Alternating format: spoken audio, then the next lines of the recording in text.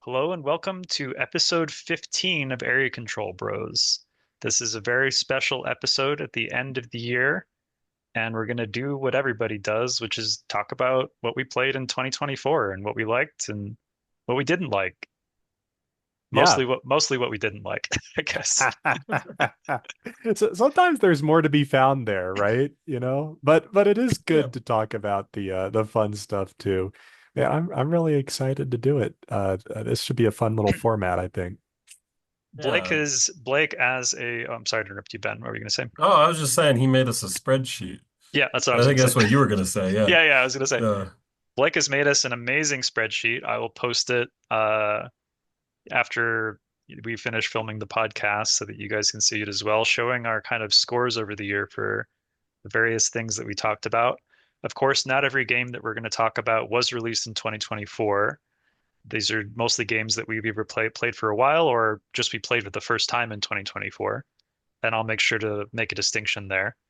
But we're going to see if our thoughts have changed on some of these things since we talked about them. yeah. How have we changed, perhaps, as Yeah. well? Yeah, and Yeah. I think some of it could be like, we started the podcast this year and we would have never given a rating for a game when we would sit down and talk about saying, I think since we've all been playing together, we've all been pretty keen on let's sit down and talk about the game and what do we like and what do we not like. And I don't think we ever then took that step and like, well, let's give it a damn number rating. I think that's more a product of, well, we're putting this on a video. Let's get something, concrete, even though it is ultimately subjective. And I imagine that the way that we've rated things has sort of changed over time as well. So that could probably inform some of, looking back in this and going, oh, well, the way I feel about it now, maybe I wouldn't quite give that the same rating. So yeah, I think it should be interesting, just kind of examining the thought process and talking about the lot of it. Where do you guys want to start? I mean, we could really start anywhere. Well, I guess we could just go from top to bottom, or we could kind of talk about what games stood out to us this year, for better or for worse. What are you guys up for regarding that? Yeah, I guess what are the most like impactful? What are the ones that like you think about that still occupy my brain? Yeah, we could do that. Yeah, I think that makes sense rather than going top to bottom because a few where maybe we don't have so much to say anyways. Um, I think one that for me really, has sort of changed in my estimation after having played more games like it is Fractal. And I feel like we've all kind of felt this way where, you know, it's kind of hard to we talked about Fractal before we played Eclipse, for example. And those to me are kind of in that same realm of like sort of Euro-y 4X games. Um, Dead Reckoning, I think, falls into that same sort of realm. And Fractal, when we played it, I think we were all kind of like, man, what? There's something about this that just doesn't quite sit right. Like it feels like it should be so much better because I really went into it hoping for the next Forbidden Stars sort of thing. And because I didn't get that experience, which, what a high bar to set for a game, I ended up rating it fairly low. I gave it a 6.5 Fractal. But now having seen, Eclipse and, you know, um, Galactic well, Renaissance and Galactic Renaissance, yes, other space themed games that are I very mean, maybe Euro-y even like that. Andromeda's Edge is kind of occupying a same niche because they probably take around the same amount of time. Yeah, definitely like similar weight, similar time there. I think Fractal's raised in my estimation a little bit. I still don't think it's quite the game for me. I don't think most of those games are, although there are uh Fractal wouldn't top the list by any means. Um, but yeah, I think maybe 6.5 is a little bit harsh. And maybe some of the things that I said about it were a little bit harsh. Was like, this seems so incomplete, so untested. I feel like maybe that the experience that it's delivering is just not for me, and that maybe it is a bit more refined than I had previously thought. I think Yeah. Fractal is a really solid design that is not finished. Like those two things can coexist. Like Hmm. what's there is not bad, but it's kind of like it needs a little more polished, a little more polish. I think especially in combat. Like when I think about playing Fractal again, I get excited and I think like, oh, we're gonna have this fun exploration phase, we're gonna have the fun card market, we're gonna have that juicy action selection system, which is among the best in its genre, I think. But then my mind reaches the inevitable, but then I have to do combat. And there's a lot of combat in Fractal, and the combat just sucks. I mean, let's be real. Um, and I think it was coming from a place of like wanting to be like Comet or Forbidden Stars to some extent, but it doesn't really get there. And but that isn't to say, like I said, like the other parts of the game aren't perfectly fine. And there are plenty of games out there that are good games, but then have kind of a weak combat system or a combat system that just devolves into just pure dice chucking or something. And certainly, I still prefer Fractal's combat to Eclipse, which is dice chucking at the end of the day. And Fractal, even though it's kind of like this weird rock, paper, scissors thing going on, at least there's like some thought going into it, you know? Yeah, I was perhaps the harshest on Fractal with the With rating the of five, yeah. 5. Yeah. Um, I seem to remember that one of the things we had talked about was that despite it having a like an air of like a rock, paper, scissors kind of thing, there wasn't enough there to really like make it feel like I could make an informed decision. Like it was Mm, kind of, it almost felt like it would have, like there were times where it's like maybe I should just think about the three possible cards that Blake might want to play here, and then like the possible cards that I can play, and then just pick one randomly because I might have a better odds of actually like doing something impactful, picking something random than like trying to predict whatever Blake is gonna do. Um, I don't know. I just remember it being kind of funky, kind of weird, and at a certain point, just give me the dice modifiers. I don't know. Just make me mm, better at hitting and like I don't know. Like I do think that the combat needs something. It's weird. Like it almost could be more simple. Like it almost is like bad because there's like too much going on. Like I almost think that it detracts if you like I think that you could like simplify it even further and have perhaps something better. Like I don't know. It either needs to be simpler or more complicated, but it's in an uncanny valley. Yeah. mm. Yeah. Yeah, Yeah. like how do you preempt the space defense? How do you preempt someone's rock and rock, paper, scissors? I don't know. You can't really. It You does know kind of what end up what being that you know, way. it's funny I bring this up because I'm the hater. Maybe the game needed action cards, you know? For Maybe. Yeah. for combat, maybe that would have been because remember Comet, that's the spice of Comet combat is that there are those occasional Comet combats that you're holding like a card to make sure you can win. Hmm. Right. Maybe, It maybe it for might have helped, yeah.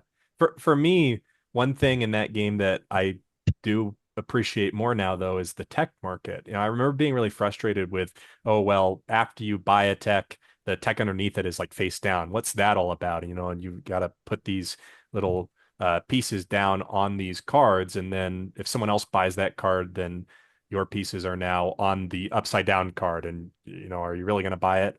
Um, well, it makes me think a little bit of raw or not raw rather, but not raw at all, arcs, where in the arcs card market, you're, putting these guys down separate, putting your resources down sort of separate from the actual purchasing of the cards in the same way that you're doing in Fractal.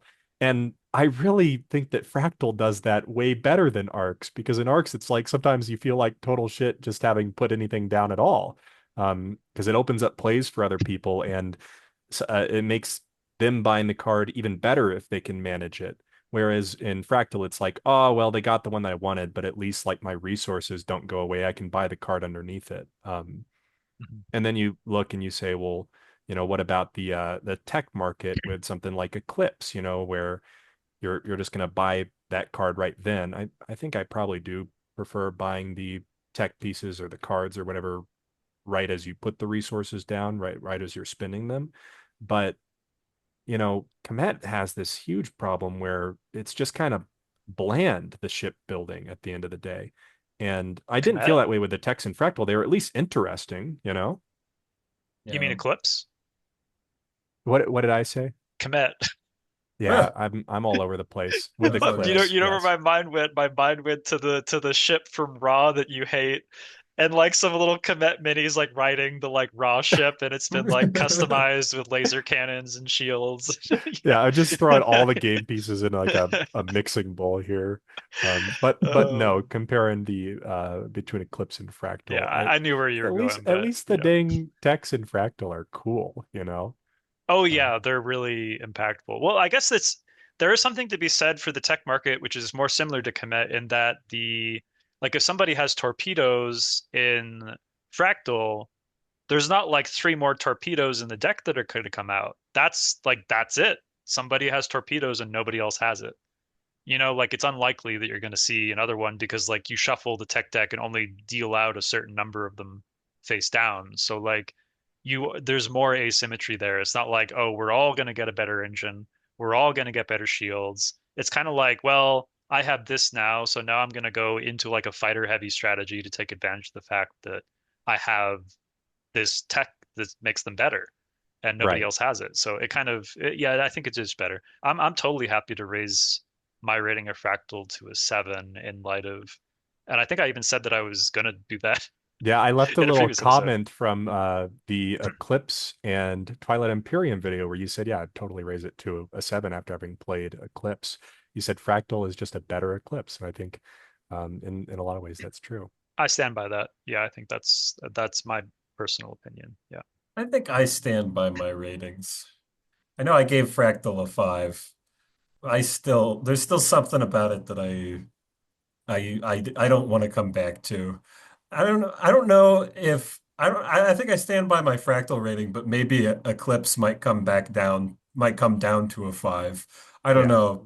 Like I think that it's like I probably have about the same desire to play either. And I think that's really how I'm judging my like, you That's know, fair. like I'm judging my ratings here. It's like how like on a given like is this like how many days out of 10, I guess, would I be willing to play this with somebody who's eager to play it as Right. well? Like is there any like like a 4 out of 10 is like okay, you got something else? Like Hmm. maybe we could play Uno, I don't know. Like Yeah. Yeah, totally. That's fair. Well, I think one thing well, first of all, I don't think my opinion on Galactic Renaissance has changed at all, other than to now be aware of a group of people. Okay, I do have to bring up.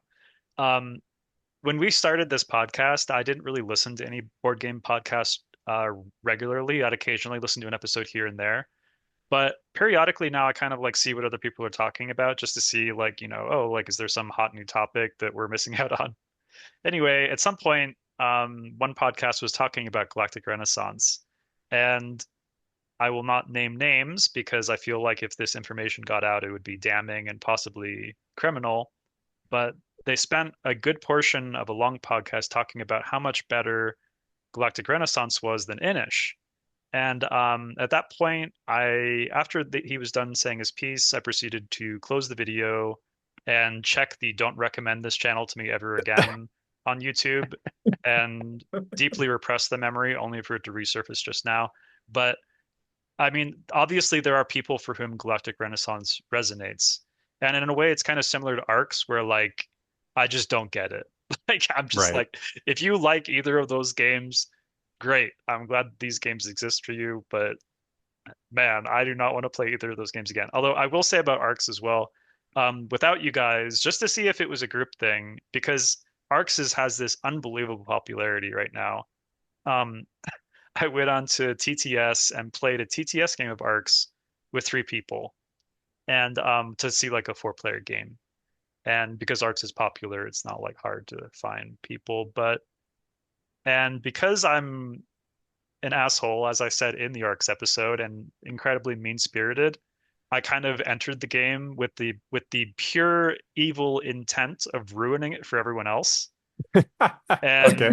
And but specifically the way I was coming in to do it was to make clear to everyone that the diplomacy of the game is fundamentally flawed, and that because there are no binding agreements that can be made, then it just makes the game measurably worse. And Hmm. so there was a point where someone was like, I will deal with the leader in this sector if you go do that. And I said directly to them, like in the voice chat, I was like, you can do that if that's your best move, but we can't make a binding agreement about that. And he was like, okay, well, I think it'll be good if you do that. So I'll go do this. And I proceeded to just go into his system and double ransack him like what I did to Ben before. And Oh, it's you like like the double ransack the court? yeah. Oh no, and that's always going to be the best move as Yeah, far as I can tell. it's just like, hey, I mean, I'm just showing you guys what this game is. This game is like it's incredibly mean in a way that like doesn't feel thematic or make any sense at all. And it's like there's no actual incentive to band down to take the leader, which I've never seen in any other game in my entire like board game career. Because Mm, like normally it's like we got a team together to take down the big guy, right? In Arcs, it's like my way of teaming up on the big guy is beating up on the people weaker than me so that I can get bigger than the big right, guy. piggyback over them in Yeah, points, it's like there's especially no since the amount of points you can earn just goes up as the game goes on. You Yeah, know. and so there's no reason for me to directly confront the leader. It's easier for me to just beat up on people that I can, especially if they leave themselves open. And I won the game as a result, of course, because it's like it's you it's a game that rewards being a psychopath. You know, like it's just like this is what you do in this game. It's just you just don't. They ought to slap that right on the front. It's a But this game is that the thing. rewards being a It psychopath it does from though. I'm just Will like from it's just I don't know. I feel like we've already said enough about arcs, but I would the point is my convictions were reinforced. They were not changed. That's all. Hmm, yeah, that's interesting. Good for you for at least like being open to like I'll try it and see, let me test out if this is true. I will say in four player the fact that like there is the seven that lets you have a wild card for the Intense. and announcing I forgot Yeah. announce They're yeah, yeah. announcing the it's escaping my brain. Ambitions is what Yeah, it announcing is. the ambition. It's nice that there is a card that lets you do that, but like as we said in our review, there's no reason that shouldn't be on at least more cards than just the seven, and preferably, maybe every card. Did you feel like a lot of people ended up using the sevens to declare a particular ambition? Because to me, I'm still Yes. thinking, well, shoot, I mean, you use a seven of that suit, and everyone else is only going to get one action because they're going to have to play the card face down to get something of that same Pe suit, or play it face up of a different suit and only get one action. People were using the seven that way, and I think also people were seizing the initiative more often, which Hmm. I'm still not convinced of how good it is. I You think mean like yeah. seizing the initiative by by discarding by a card? discarding a card, I think it's you do Yeah. sacrifice a I'm not lot. convinced of that either. But Yeah. I'm not keen on playing the game and getting too Anyway, deep into yeah, the strategy from there yeah, anyways. So, yeah, if they want to go do that, then fine. it doesn't particularly matter. Yeah, I mean, I think we're done with that game. But Yeah, we were off to a bad start when trick taking was involved. I yeah, have had a bad history with such games. Yeah. I don't think we were even keen on playing it at all, and then Will ended up picking it up with some like store credit you I had, and you're had like, some store credit and yeah. I was like, whatever, fine, I'll give it a try and then sell it. But I'll say one thing I've liked about doing this podcast is I feel like it's encouraged us to, yeah, both revisit games that we played in the past, but also try some new ones that maybe we wouldn't have otherwise done. Now, um, some of those have been duds. I don't think we would have played Eclipse, Arcs. Um, Maybe it's just those two, really. Yeah. I may not have been pushed to play Primal with you guys. I think that was nice just to get outside the comfort zone a little bit.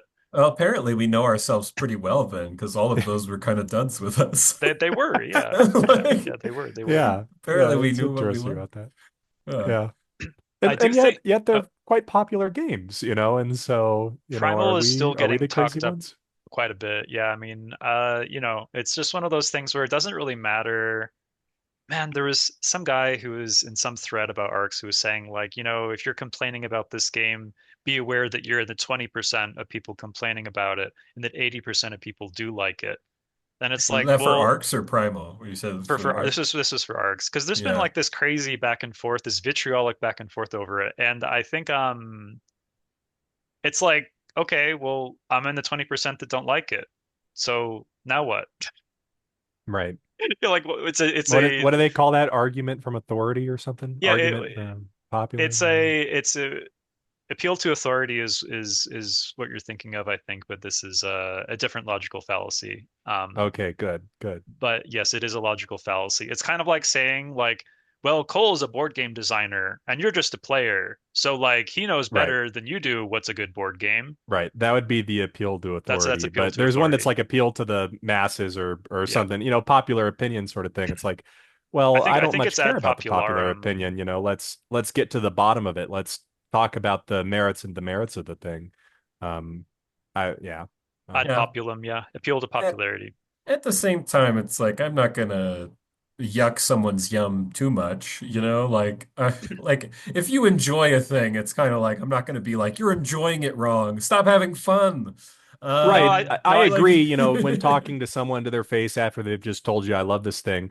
But when we're set up to do a board game and give our opinions, I mean, I think that's a big part of it is, if we don't like it, let's say so, yeah, I mean, Uh what's the point if I can't say how I feel about the game? I'm not gonna lie. We're like a small podcast. It's not like we're oh shills yeah, or no, this is anything. right. like where And I don't we're think You Ben's know? saying yeah. that anyways, but No, no. but to Yeah. someone's face, yeah, yeah. I mean, you have your fun. If you want my Yeah. opinion, I think it sucks. Yeah. Anyway, speaking of things that suck, no, I'm just kidding. Speaking of actually not speaking of things that suck, I want to think I kind of view 2024 as the year of like things that were disappointing, but not like hugely disappointing. Hmm. Hmm. I guess except for Galactic Renaissance. I'd say that was hugely disappointing. But Agreed. I Yeah. think there were a lot of games that were kind of like, I'm on the fence about selling this or keeping it, but I'm not like excited to play it again. And I think honestly, the thing that falls into that camp that I never would have guessed would have fallen into that camp like before this year is Andromeda's Edge. Hmm. And I think like that game is I I don't dislike it. I do like it, but I'm not like excited to play it next again. You know what I mean? Hmm. Yeah. It's got some competition for 4 hours. And that might have just been the game that I was learning how to play, but I feel like we got into it pretty quick. Um, for how long Andromeda's Edge is, and for how similar it is to Dwellings of Elder Vale, there's not a lot that has me coming back to it or wanting to come back to it. There's a lot in that same time range where it's like, well, we could do a game of Dead Reckoning, or we could do a game of Forbidden Stars, or Dead Reckoning is definitely shorter. It'd be like Dead Reckoning and a game of Raw, yeah. probably in Yeah, that time frame. probably. And it's like I mean I don't again the problem with that one is I've only played it like one time, so maybe we come back to it and I have a very good time with it, but I still just really like Dwellings of Eldervale. I think it's Yeah, just and I think it's just that, but with like a little bit more. Um, and they did pretty good job with Dwellings of Eldervale. I don't know if it needed more.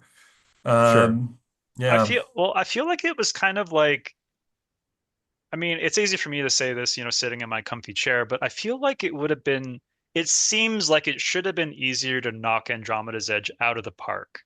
You know what I mean? Hmm. And not have it be kind of feel like a kind of maybe side grade, is it better, is it not than Dwellings? Because like they're coming from already having done Dwellings. Right. You would They've think got they it. could take it and improve on the few things with dwellings that don't quite click, and instead they Yeah. added all sorts of crap that, was totally subject to error and didn't feel particularly well tested. It's like my biggest complaint with the game is still the time limit, or the not the time limit, but the amount of time it takes. We came off of that episode, and I think all three of us were like basically saying this probably doesn't ever pass dwellings, but maybe it's just that we're not used to this system. We got to give it another go. And I think it's pretty telling because me personally, I'm one who's excited to play Andromeda's Edge again. It's one that I would be down to do. But I think it's pretty telling you guys both saying I just haven't had the urge to do it, and it makes sense because there is so much in that game where if you're not really sold, I think on the the improved card play, and I do think it's improved the action cards from Dwellings in a big way. Yeah, for sure. Um, if you're not sold on that, and if you're not especially sold on the engine building component, because I mean, technically Dwellings does have an engine building to an extent, you're pulling your guys up, but you can't really activate your engine that well in Dwellings. Whereas Andromeda's Edge, to me, the biggest thing that they improved upon from Dwellings was saying their biggest change. Again, it is sort of a side grade where they made it more about that engine building, and for me, I really enjoyed that, and it's something that I want to experiment with more. But then you look and you go, oh, but there's all this other bloat that comes with it, you know. And it's really hard to, even with me liking that aspect of it, it's really hard to then justify like, I mean, is it worth like doubling the time of Dwellings to have that? Probably not. I kind Also of for Go yeah, ahead. also for me, I'm a big fan of sci-fi in general.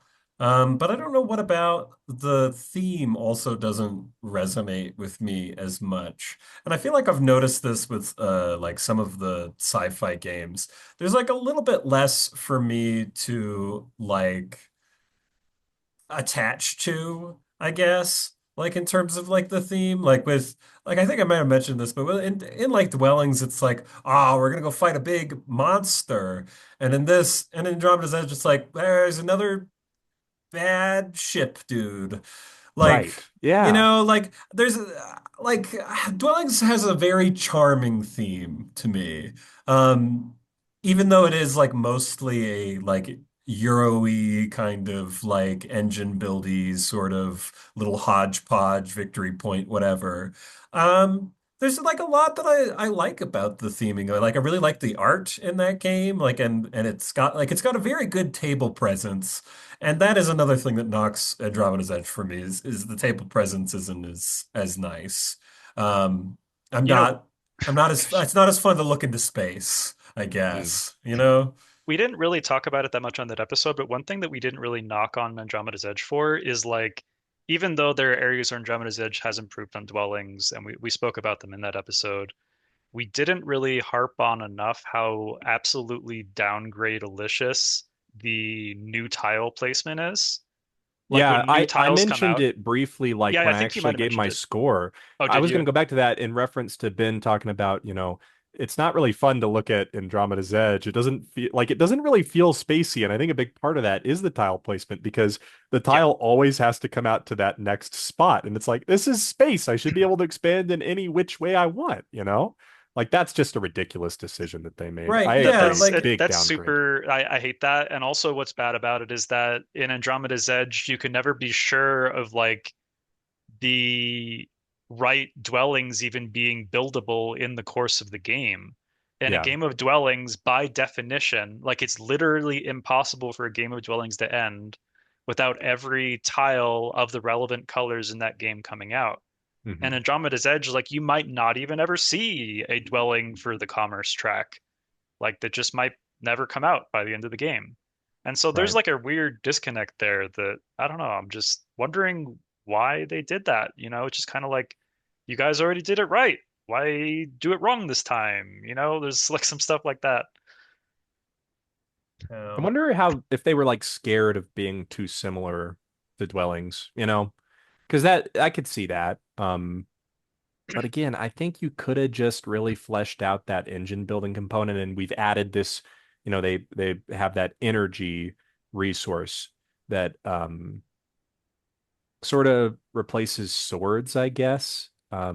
But does a they little bit have more with the engine building. yeah, but it's also like yeah, I mean it's like it's basically like a recall. Like as long as you have one recall, you can also like activate other parts of your engine with the energy, which was cool. Yeah. But also made some of those turns really take a while because it was like I'm generating 5 energy and then using the energy here, and then that generates me more energy, and then I'm gonna do this and I don't You know. know, Yeah. in response to you saying that they were worried about making something too similar, I'd like to present a game that is not on this list and is a critically acclaimed game that was released in 2024 that I actually liked. Okay. and it's the Lord of the Rings Seven Wonders Duel reimplementation. I Ooh. think I played it one time with Ben. I played it with Yep. my wife twice now. I think it is amazing. We haven't reviewed it on the channel, of course, but I think it's great. It's really, really good. And of course, it's got area control in it, which makes everything better. Mm. It's like I always thought Seven Wonders Duel was like it's like a perfectly serviceable two-player game, but I was never like wowed by it. Like I would rather reach for other things. But like if somebody was like, "Hey, do you want to play it?" I'd be like, "Sure." I really like this new Lord of the Rings version of Seven Wonders Duel. I think they did the reason I bring it up is because they did with Seven Wonders Duel what I think they should have done with Andromeda's Edge regarding dwellings, which is go back to dwellings and be like, hey, like what do people not like about this design? Let's clean that up and make this just perfect. Just make this game just all gas. Like everything just goes really well. And then change the theme, obviously, because they wanted to do space. But I think in Seven Wonders Duel, they removed literally everything that I wasn't excited about in like the old Seven Wonders Duel, and then they added only things that I really like and changed the victory conditions to be things that are way more interesting. Like I Hmm. don't know, how did you feel about it, Ben? I the most fun about Seven Wonders Duel was always like, oh, well, somebody might win like just randomly in the middle of the game. You might get the military track, or you might get a science victory. And then the suckiest thing about playing that game over and over again was we've successfully blocked each other on both of the interesting ways to win, and now we are tallying our points to figure out who built the most marble sculptures and bathhouses and who has therefore the superior culture. You know, like that was always the lamest part of Seven Wonders, and they completely got rid of that with the It's gone. Yeah, Lord of the Rings totally one. gone. It's now just all immediate you win the game effects. It's like either, the ring wraiths catch up to the bobbits, or the bobbits get to Mordor, or like, Sauron took over all of Middle Earth, like oops, you boned it. Like, or like, The you got the the Alliance one. coalition together. Yeah. Yeah, like you got The, all the people together and you're gonna win. Yeah, you can win via area control. You can win via reaching the end of the ring track before the other player, and you can win by having an alliance with enough factions. And all of these things are being threatened at various points in the game. And it's like, damn, I like care about stuff happening in this game. Yeah. It It's sounds awesome. I mean, I yeah, think we've all kind of gone out and said like, oh yeah, I would way rather have a win condition game than a victory point game, you know, 9 times out of 10. So that seems really cool. I'm excited to try that one out. yeah, I'll show it to you next time. But it's I was really impressed by it. I bought it as just like a filler game to play with my wife because she likes Seven Wonders Duel, and we regularly play these sort of lighter two-player area control games. And I was like, you know what? This is a damn good design. I really like it. And Out of curiosity, it didn't go to Kickstarter this one, did no, it? it just came to retail. It's just Yeah. kind of just was like, hey, it's coming out next month, and it was like, cool. You know? Nice. Man, I Yeah. was gonna say about because you brought up originally like, 2024 kind of a year of, some games that were maybe a bit disappointing, not overly disappointing except for with a few exceptions, but a bit disappointing.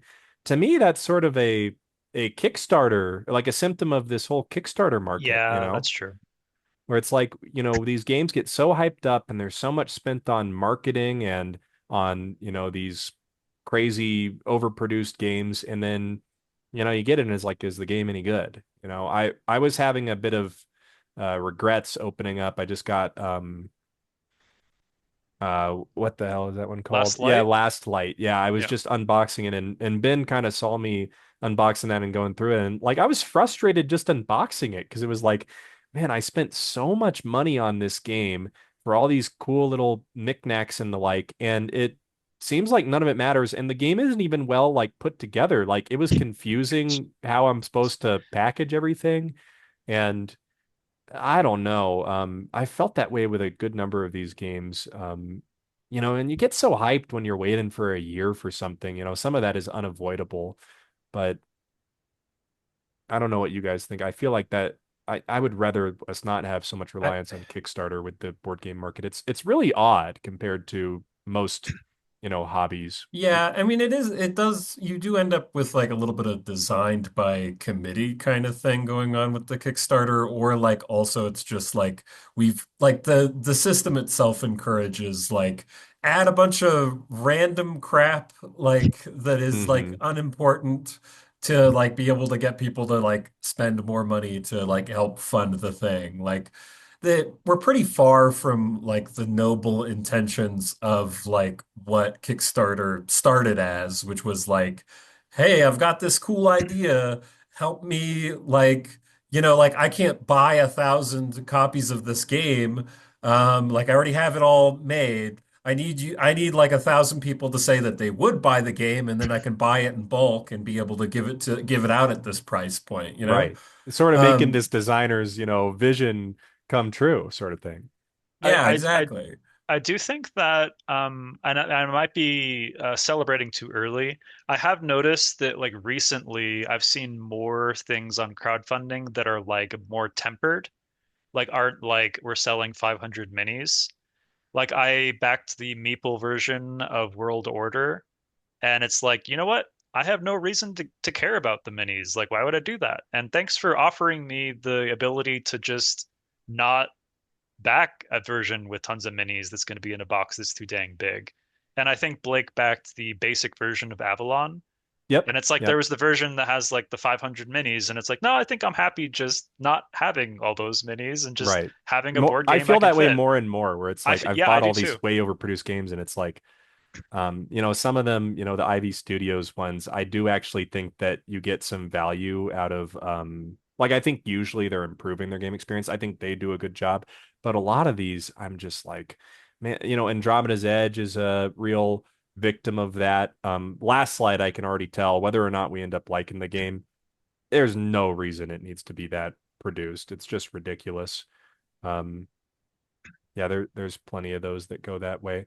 That was a big thing with Wonderland's War. I hope we get a chance to talk about that at some point. And I bought a retail edition of it, and I put all of the cardboard chits into little plastic containers. And I actually think it's better than the overproduced Kickstarter version. They have little like poker chips basically, which those are fine, but the game does not need like sculpted minis for every single little character. They're simply not important enough. And you see people walk into the board game shop ready to play their cool copy. It's, the box is like so huge. And it's like, for what? It doesn't make the game any better.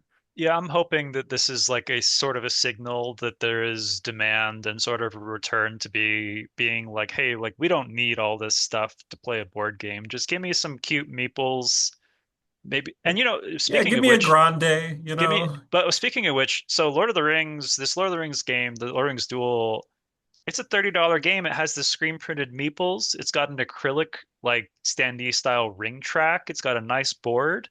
And I was like, man, Dune Imperium really doesn't have an excuse anymore. This $30 game has got screen printed meeples that are custom made. Like we were like gushing over them. We was like, damn, these look Yeah. really good. Yeah, they definitely don't have an excuse because I've always argued with Dune that it's like, oh, well, Dune Imperium had to do that because it probably cost them a lot for the IP. I mean, what bigger IP can you get than Lord of Lord the of the Rings? Rings. Yeah, what are you talking about?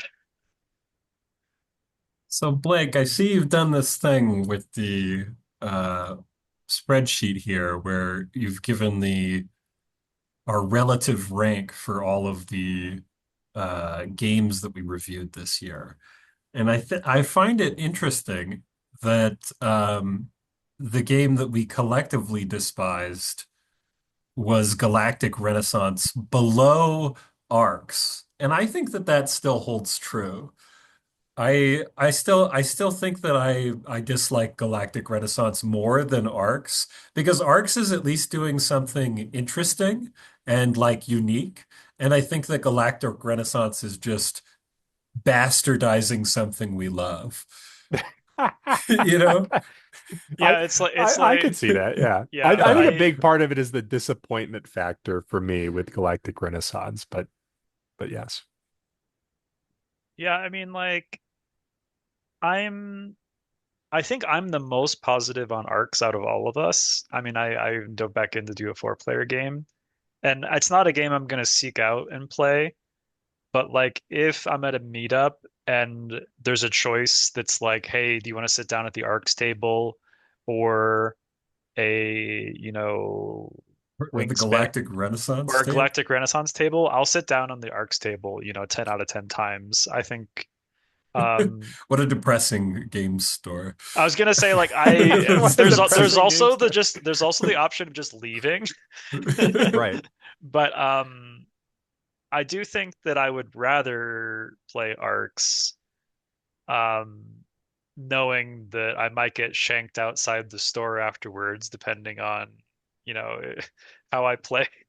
Yeah, I guess Right. there's that factor for the games. It's like, okay, here the scenario is you've been at the game store for like, a couple hours. You played the game that you wanted to play, and now there's just enough people to start like another game, and they're like, we're busting this one out.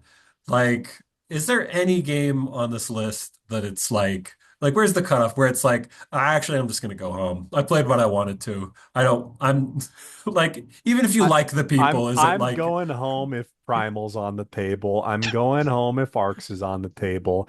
I'm going home for Eclipse. I'm going home for Galactic Renaissance. I think that I'll stay for Bloodstones though.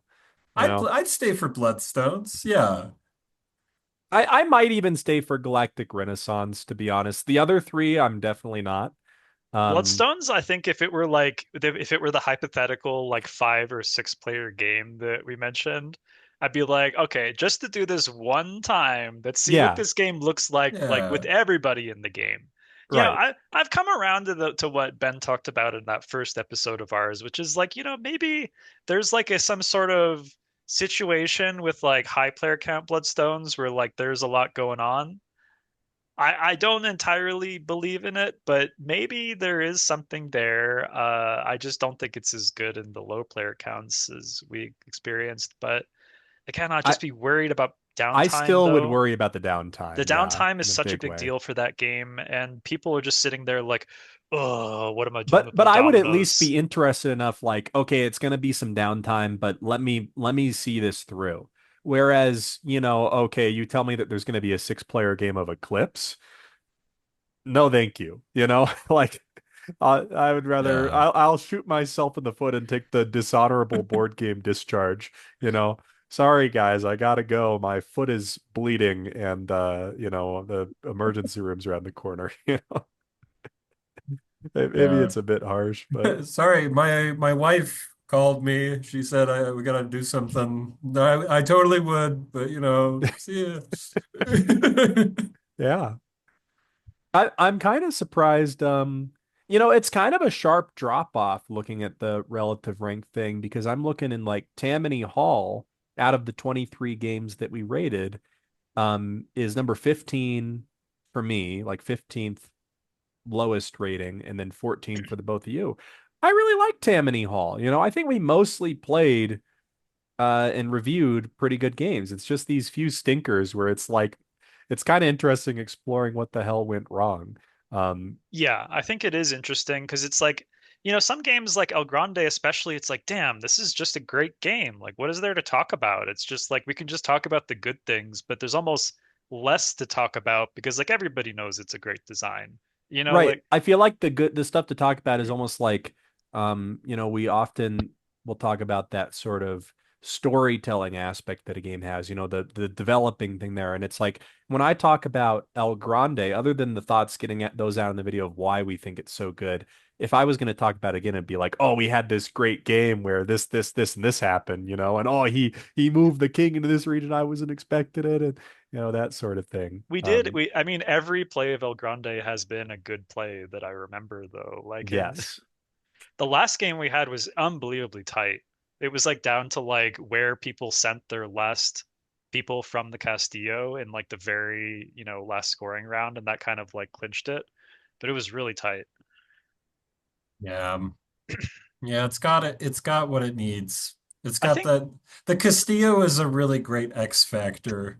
And it like we've talked about with like action cards, like systems need an X factor, and the Castillo does it very well. Like you need like a small bit of like random interjection. It's not even random. Like you can count it, you can figure it out, but you won't be able to really predict where people are going. I mean, Uh, but that's the whole fun of it though, is that regardless of how many people you send from the Castillo, like you can still be thinking about where other people are going to be sending them. Even if you've only got one dude or two dudes in there, that might be enough to like just get over into second place or maybe just get over in an area that people care less about. Yeah. So You know, sometimes like, oh, he's got two dudes in there and he's got one less dude than me in this key region. And even though I think he wants to send his six Castillo guys to, some super high pointer, I can't risk him going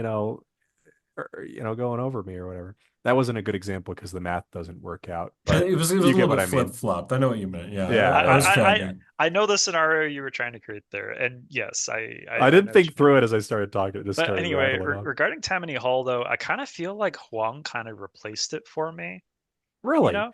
I kind of felt like, I mean, I would still play Tammany Hall. I think it's different enough from most everything. But if there were one game I would say is most similar to it that kind of replaced it for me, I would say El Grande.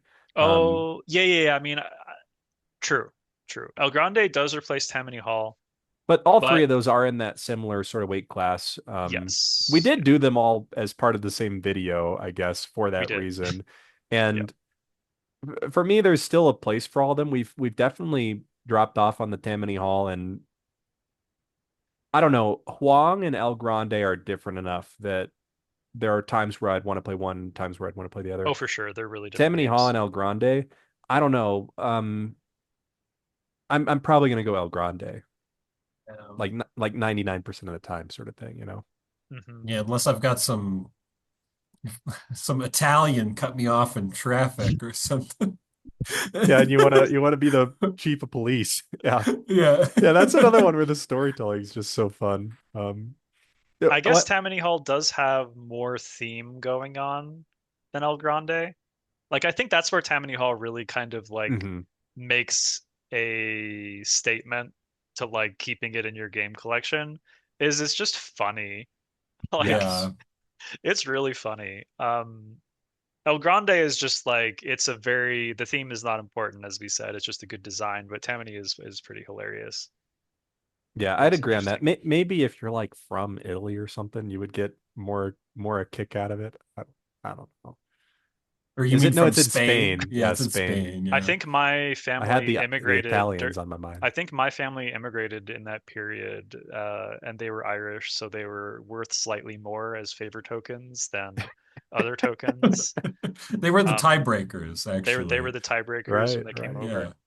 Yeah. Another game that's not on the list, but I think is worth bringing up is React. I played it with Ben twice. I played it with my wife twice, and I think if we were making like a list of our favorite games that were actually released in 2024, not just like games we've been playing this year, I think React might be the game. I can't think of anything that's like higher right now, other than ironically the like Lord of the Rings duel game, which I think despite being very light, just feels like a super solid design. Um, Yeah. What if this list actually came out in 2024? What it like that we Uh, reviewed? What is the Arcs of course, Primal, I think, Andromeda's Edge. Did Fractured Sky come out in 2024, Blake? I don't remember. I can't quite recall either. I'll I don't check. remember when it was delivered. Fractured Google it? Sky. It's Um, listed as 24. Okay, so Fractured Sky with the house rule. With the house rule, Fractured Sky, I think is probably under hell. I'd way rather play Fractured Sky with the house rule than any of the other area control games that were released in like 24 that we I played. was gonna say maybe even without the house rule, this beats out some of them. Like I don't Yeah, like I might say so too, I even feel like without it. Fractured Sky's really been passed over. I don't really see like anybody talking about it or like, just I kind of hate to say it, but it's like I think it's the table presence. Like I Yeah, think the art in the game sucks. Like the art really does, like doesn't it? the you could art is do awful. And it's weird because like the components are yeah. fine. It's just like the art does like the aesthetic of the game does You not. could Yeah, it could be so much more of a hit if you just had like something that wasn't like a hideous 3D model from the like early 2000s as like your faction. Like I don't know, like it's you could have such a like so much more of like a charming art style. And Yeah. I it really just like dropped the ball on that. Like and they're usually well, I think that's something that we've had, like that I think you could say about some of the other Ivy Studios designs is like maybe the art isn't like exactly like amazing, but like give I personally really like the Veiled Fate and Moonraker stuff, but like Mythic Mischief, for example, kind of feels the same way Fractured Sky does to me, where the Mythic Mischief art is just like like it's just a little bit weird. Like it's a little yeah, bit like it's not AI. Moon I don't want to diss on the artists who Fractured did it Sky too has much, that but it's like weird. Veggie Tales, Friends of Spyro the Dragon Yeah. aesthetic. yeah, And Moon even outside of the player yeah. screens, which are kind of the biggest offender with those weird 3D model characters, even like the coloring on the board is like just a little bit too like oversaturated or something, a little too bright. I don't know. Yeah, It it doesn't quite do it. is. But the game It is true. itself, I quite like. Yeah, Yeah, the game is fun. Moonrakers has kind of a bland style a little bit. I think you could say that about Moonrakers, even though I quite like it. Like the art is functional, like it works. It's Yeah, it's good, a but bit like it's understated, you know. Like the only thing yeah, that really has much of a design are the crew cards, which I think was a good choice of theirs, you know. I yeah. think that makes the crew feel kind of unique and I fun. mean, shoot, I think you could like a lot of people could be playing Fractured Sky if you gave it like the root treatment, Like if you got some real charming art on that thing, it would go up like a couple points, I think. Like I think and then fix do the house roll. Do the I house almost roll. wish it would have like Yeah. Chaos in the Old World style, like Oh yeah. gruesome. Like, wouldn't that be so cool? It would tell such a different story too. I feel like it would work way better, you Oh know? I dang, think my yeah. brain is swimming with the possibilities now. What a funny thing to say, but I like that. It's funny. Yeah, if you were like all But bad guys. some sort of makeover. I think like a something more like the root. If you were gonna go these cutesy animals, at Yeah. least make them cutesy. At least make them interesting looking. Yeah, Yeah. I was like trying to think of media with like sky islands and stuff with it. I don't know if you guys ever played that game Bastion, but if it had like, that kind of art style, I think it would be really cool. I mean, Like I went straight to Chrono Trigger, but I guess that shows how old I am. I haven't even heard of Chrono Trigger. Sorry to tell you, That's Will. what I said is before you boys were born. Yeah, man. So I was looking at the relative rank thing, and we talked about some on the lower end, and I've just sort of highlighted like the top 10. Maybe I'll just do the top five really. Um, I was kind of surprised by some of these at least. Um, Number one average rating for us was Raw. Hmm. think that I think that tracks for I mean, me. We probably play more Raw than anything, right? Raw is the goat, so I mean that's totally understandable. Yeah. Number two, Forbidden Stars. Also makes sense. Number three, Inish, which that one surprised me because we as a group haven't even played that much Inish. I mean, I love Inish. Don't get me wrong, it might be my favorite game. Um, It but is your we as a favorite group game haven't according to played this that much. graph. I mean, I played it a lot Well, it's a before we three-way started tie. gaming, Yeah. and Blake's played it Uh, a lot before we started gaming together. And so I think collectively we have played it a bunch of times, Right. even if it's Yeah. not necessarily with us as a group. Number four, El Grande. Makes sense, I think. And number five was Komet, Hmm. which, yeah, I mean, that tracks. yeah. I mean, Again, all five of those games are awesome, so that makes sense. They are really awesome. It was more like I almost would have expected like I said, I don't Inish kind of surprised me because we haven't played that much as a group. I would have kind of expected that to be, out of the top five, but great that it is because again, I love that one. But like I almost would have thought that Raw would be lower just because it's not as complex a game and we tend to play these heavier games. But we all really like Raw. So, good, but kind of an outlier that one, I guess, is what I'm saying. Yeah. But then again, El Grande's right there. That's another relatively low weight game. Yeah. I think I mean, like you gotta have the low weight games, right? Like I never would have gotten into this hobby if it weren't for like raw El Grande, like not El Grande specifically, but games like that. You gotta have like the ones to just like get you into the mindset, right? Like, Yeah, that's true. Definitely. Hmm. Oh, Um, in one case I forget, I'm just going to quickly amend my Dead Reckoning score to also be a 9 with you There you go. guys. And Very good. so, does that change the aggregate rankings at all? I guess we'll find out. If Dead Reckoning was a 9, it does not change Dead Reckoning's position at all. Okay. Because again, this is a game that kind of similarly to Fractal, but even more so, I think Dead Reckoning has just really been more clearly shining as an example to these kind of midweight Yeah. games as being just like an excellent design that has so many little considerations from the designer, taking into account what playing the game is actually going to be like. Not like, oh, we'll just take your recall turn. It might take 15 minutes, whatever. The all these like things in Dead Reckoning are all designed to make the act of playing the game fun, low downtime, constantly stimulate you with interesting decisions and all sorts of directions to go. I think it's interesting because Merchants and Marauders, which I don't actually remember if you guys have played it, is kind of an older sandbox pirate game, and Dead Reckoning feels so much more sandboxy to me, despite actually being more constrained due to the game just being designed so smartly. Hmm. Like it is massive kudos to the Dead Reckoning design. And again, it's a game where you just need the base game. You don't need any of this Kickstarter bullshit. Like you can just buy the core game off their website, I think, even like when it's not being crowdfunded, and even off of, I think it's probably in like limited retail, is people just have copies of it. And it's just, that's you've got the whole game there. You don't need anything else.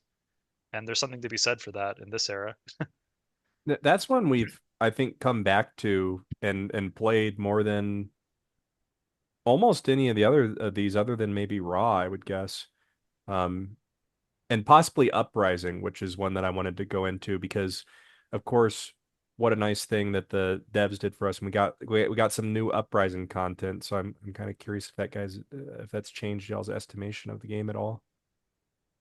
For me, I think so. The more we've played that, like I just get happier and happier with that. I'd probably up mine from an 8.5 to a 9 on Uprising. I guess you were a little lower on it before.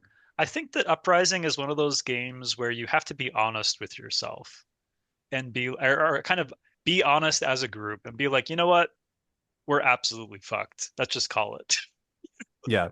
Like we don't need to play it. Yeah. And like in our last play, like it was the opposite. It was like, oh, we just like steamrolled them. Like we don't need to play the rest of this last round out because we'll just be going through the motions. I think it's one of those games where it's like it is kind of it feels less random.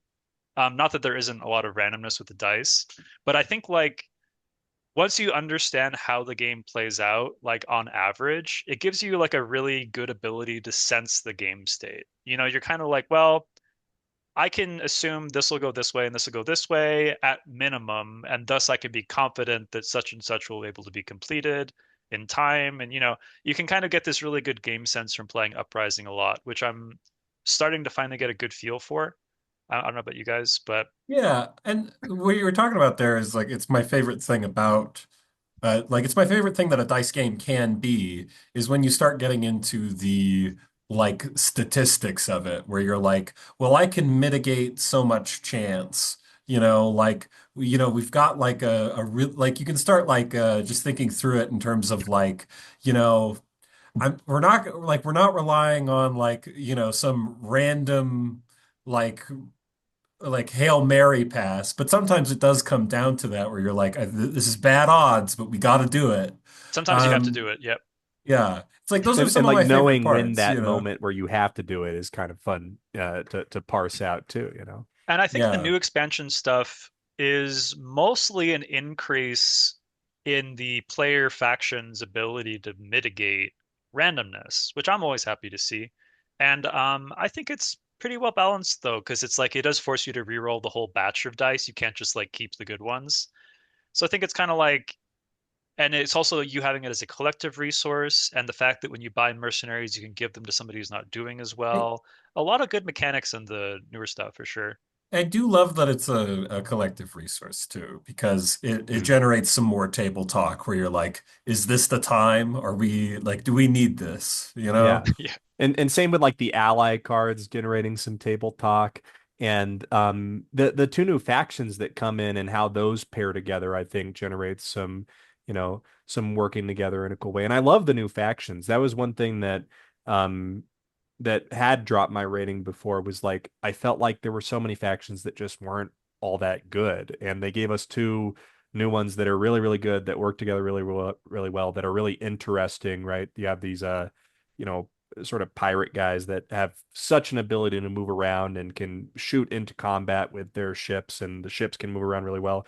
And then you have another one that just like kind of has the same health bar and dice rolling system that the enemies do, and he's really cool. Ben was playing him last time. I thought like what a cool way to use the system.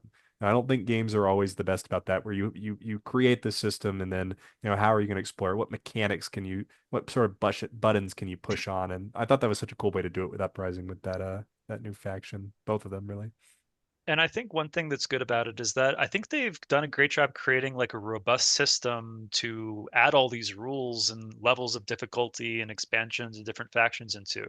Like I think just the core system of Uprising is really solid, and like it feels like it's this fertile ground to be planting new ideas and ways for them to kind of like increase the difficulty via like the Banes, for instance, or the arch enemies, or for these kind of really wacky factions like the two new ones that play totally differently than the old ones. I'm pretty psyched to see what else they do in like their upcoming campaign. They posted on their Discord a teaser. I thought that the new campaign was just going to be reprints and like a big box thing. I'll probably get the big box no matter what, because I think like this is a game that I actually do want to have like a nice storage solution for, because I don't like having to get out all the dang boxes. But Yeah. they have a sneak peek of a box with a 3 on it. Oh, And so so it might be a third expansion. oh Oh man. And I man. will say I'm like happy. I'm happy, but I'm a little bit tentative, because it's like I don't want them to make the game like burst at the seams, because it's almost at that point when you add in all the stuff that's But currently I available. would have said it was at that point before seeing all the other new stuff that came out. So True, I'm true. hopeful for it, but But I agree, it does feel that Yeah. way. they've done such a great job so far. I'm sure they're aware of it. Like these guys play their own game a lot. And so I'm sure they'll probably be like, hey, like maybe what we need to do is not add new things, but change existing things. Like what they did with the new druids was really cool. It You was know, Yes. like because the new yeah. reroll mechanic is integrated with replacing druids. So it doesn't really take up like extra space in the game. It's just kind of replacing something that was already there. You know, Fractal had a bunch of stuff that we could have added to it. And I was never excited to add more stuff to Fractal, but I've never had that problem with the Uprising. Like I'm like super interested in adding more stuff to that game and seeing what mixes well.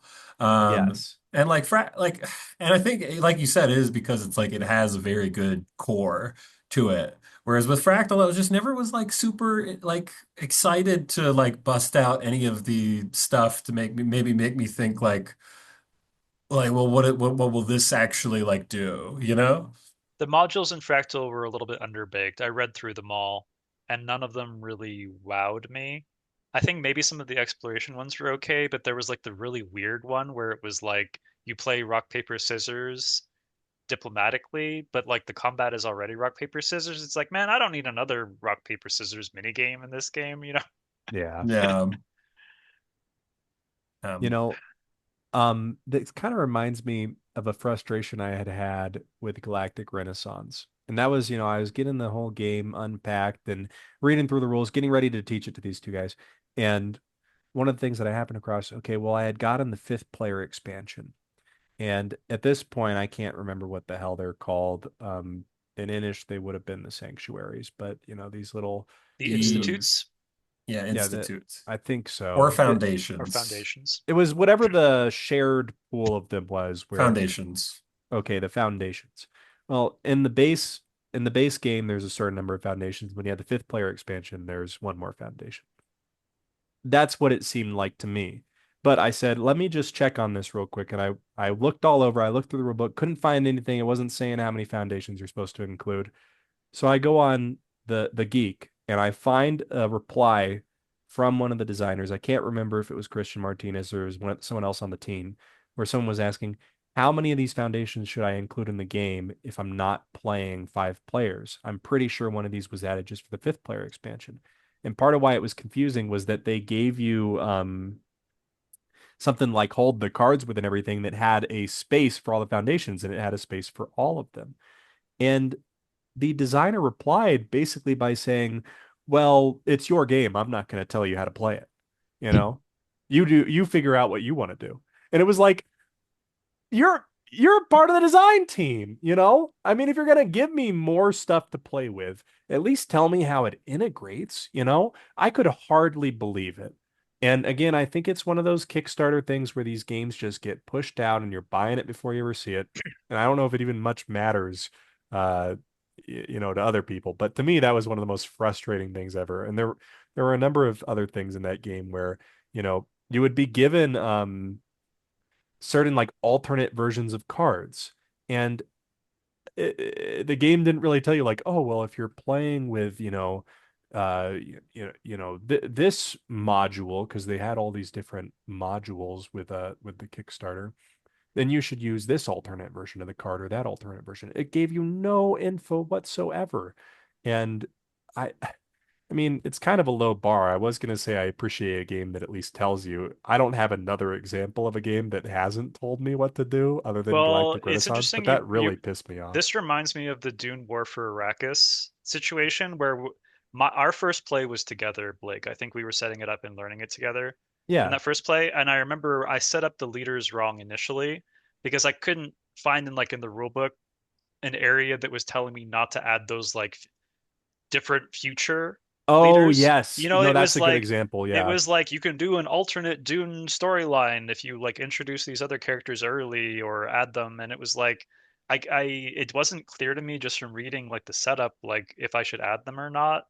And it was Right. like, why is this shit even in the game? Like I don't care about this, just let Yeah. If you're going to and give me this extra stuff on a Kickstarter, implement it into the rule book somehow. Tell me how it's supposed to work, you I know? mean, I found it eventually, but it's one of those things where I do think this is just, man, it's just like there are some crowdfunding successes. Dead Reckoning is one, and again, that's so good because like they just cared about the core game and made it super solid, and like the rest is Yeah. just, Dead Reckoning, yeah, Uprising. Uprising, yeah. There's a few of these examples where it's like actually what the crowdfunding is meant to be used for, to get these games off the ground. And then you look and I don't necessarily have a problem with bigger company doing crowdfunding, but if you are a bigger company and you're doing crowdfunding and then you have these huge mistakes in there, it's like, come on.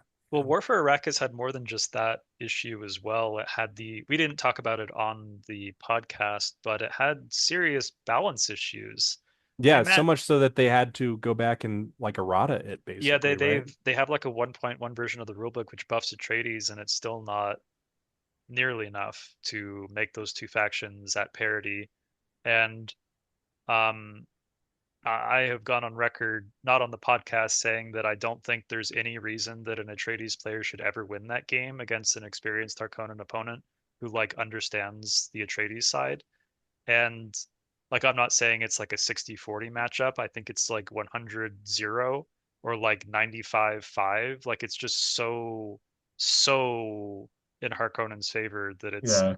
You think if we unbelievable. taught like a couple of like these super chess AI to like play the game, like they'd eventually just No, but figure out that you can just win as Harkonnen every time. yes, Like, because like the Harkonnen, in addition to all the other advantages they have, the Harkonnen are also able to make plans more easily. Their victory objective is their only random element of it is what victory point value is in the sieges. and they don't need to worry about fulfilling weird conditions like the Atreides do, which they don't even know what they're going to be until that round of the game begins. And it may cause them to go out of their way and break their old plans. And so, like, basically, the Atreides player has to play Arcs, and like the Harkonnen player gets to play Komet. God, what a And like, horrifying disparity. I know it's like, okay, well, I'm just gonna like kill you now, and it's like, okay, well, I'll just die. Yeah. But anyway, the game, but the reason I bring it up is because it's like I wonder to what extent crowdfunding was why the game wasn't like balanced better. It feels weird because like I think War of the Ring is balanced. Like there is a slight advantage to the bad guys in War of the Ring, but it's nothing even close to how much better the Harkonnen are in War for Arrakis. And man, it's like they did a second printing for that game, and they're gonna have another expansion, which is gonna let the Atreides blow up ornithopters with like Fremen dudes with bazookas. And I'm like, this is so lame. Like, if they're selling an expansion that's going to make Atreides stronger as the way to solve this balance issue that exists in the core version of the game, I am so that pisses me off so much. Like your core game, if it, especially if it's a two-player game, should be balanced. You had one Yeah. job which is to make a 1v1 game balanced. Yeah, it 1v1. wasn't like it was, some small indie developer that didn't know what they were doing. Yeah. I mean, this was a Yeah. titan in the board game industry. Paul's looking through the narrow path and he sees that he has to pay for the premium bazookas. It's like Paul that's sees Yeah. in part the of the narrow. narrow path, Mom. Yeah, you We truly got have to be He sees present like to game win with the found at the end of Atreides. the path. Yeah. He's got to Yeah. late pledge that thing to have it in time. Oh man. Yeah, that was another one that was like a little, no, well, a lot And disappointing. Not a it's little like disappointing, that one. it feels like I wanted to like it. Again, man, so many of the games this year I wanted to like a lot, but like that one is like the Harkonnen aren't really punished that much for not harvesting spice. And like they kind of benefit from going down on that track, because they get more vehicles. Oh yeah. You I remember that I thing? don't think they really care at all about going down on the It was track. Like like, this there's makes no some big sense. punishment for getting all the way down, but by the time you have all the damn vehicles, you can kind of avoid Yeah, that it's like, anyways, man, there's so much weird stuff here. It's like, it's that's why when I came and I played the Lord of the Rings duel game, it was like it felt like a shock. It was like, man, this is what board gaming should be. I just like bought a board game at retail. It's got really nice components. It's really well balanced, and it just, plays well. It's not like this is some rocket science thing. I mean, obviously designing a good board game is difficult, but it felt so effortless. It's not like we hmm don't have to go through this whole crazy process to arrive at this point. And I feel like the industry has moved so far in the opposite direction, where it's like we're getting more and more complicated setups, more and more complicated ways of even acquiring the game in the first place. More um, minis, more boxes, bigger boxes. we can talk about it because it came in 2024. We haven't played it, but the Last Light, which is the board game that you were like putting together and with having some frustration with. Um, it seems a little bit like overproduced to me, just on the face of it, because I think it's selling itself as like a 4X game that you can play in under an hour. And Yeah. we'll have to figure out how long it actually takes to set up the game. But Yeah, it might be an hour setup to play the hour-long game. Like shit. it comes in like two boxes with all the stuff that you got with it. So like I don't know. Like that might be one of those like is the juice worth the squeeze kind of situations where it's like, well, now we've got all these like marbles and stuff that I need to set up and like Yeah, you instead know. of like planet chits, they've done these freaking marbles, and it's actually important what color the marble is, and they knew it was too confusing, and so they make you put a cardboard like color indicator through like the stand to tell you what resources that planet has Wait, you're because telling me these multicolored marbles you like they also it also correlates to what resources they produce? I believe is the resources. Yeah, and I was even getting confused trying to put the cardboard little chits over the stands to show you what resources they were because there are blue, red, green, and yellow planets. right? Or resources. And some of the planets are blue and yellow. But let me tell you, whatever way they fucking made them, they end up looking green. And so then you're looking at it, you're like, this one's blue, yellow, and green. And it's really just blue and yellow. And it's like, well, green's one of the things you can Well, have here. because if you mix It's just blue and dumb. yellow, it It becomes makes green. green, yes. Yeah. But like, I don't know, man. I'm really hopeful. It sounded like a cool game. It probably will be fine. It could be an Eclipse situation, but it's definitely overproduced to the point of like total ridiculousness. I mean, I'm at the point where I'm like, man, bring it on. How bad can it fucking be? Oh It yeah, can't yeah. it can't be worse than Galactic Renaissance, or at least in our play group's opinion, Arcs, or some of these other things. Like I'm sure it'll be as good as Fractal, maybe. Like Well, what maybe. maybe We'll so see. maybe Yeah. in there. We'll It'll see. be a But good one to play and talk about and experience yeah, anyway. I'm excited to try it out. Hell, it could be a real banger. It could yeah, really be good. we'll review it, of course, and we'll see how it goes. But I guess my point is like we've already gone through. We've been in the trenches. Like, I mean, I'm ready. Like Yeah. Yeah. There's listen here last light. There's nothing you can do to me that I haven't you could already do that had scares done. me anymore. I, Yeah. to be Nothing. honest, I'm kind of excited to find my like one. Like, what am I? What game would have to offend me so much to give for me to give it a one rating? You know? Yeah. I think Arcs was that for you. Weirdly enough, you actually gave it a 5, Ben, but I Yeah, I felt could like give it a five. Yeah. you emotionally were giving it a 1. I think you were like deeply upset at that game. I I Yeah. updated my rating in the Primal video to say 4 was probably too nice. I should have given it a 2.5, but I'm like out here trying not to hurt people's feelings. That game's a fucking 2.5. So that I Primal, think yeah. is the lowest rating that has been set is a 2.5 on Primal. The Yeah. viewers can look forward to us doing a Kingdom Death Monster review. I finally took the plunge and got the core game on the Black Friday sale this year. I built some of the things, so we will play a decent amount of Kingdom Death Monster and review it. And I have zero doubt that it will get higher scores than Primal did. I already got a good feeling, but we'll see. Yeah. Maybe it's one I of those think things where it just did it right the first time, and then all the copycats just aren't as good. I'm hoping that that's the case. we'll have to sign off here in a minute, but I think that maybe just quickly going over some of the things that we might be looking at next year, like that KDM, right? We've talked about Last Light.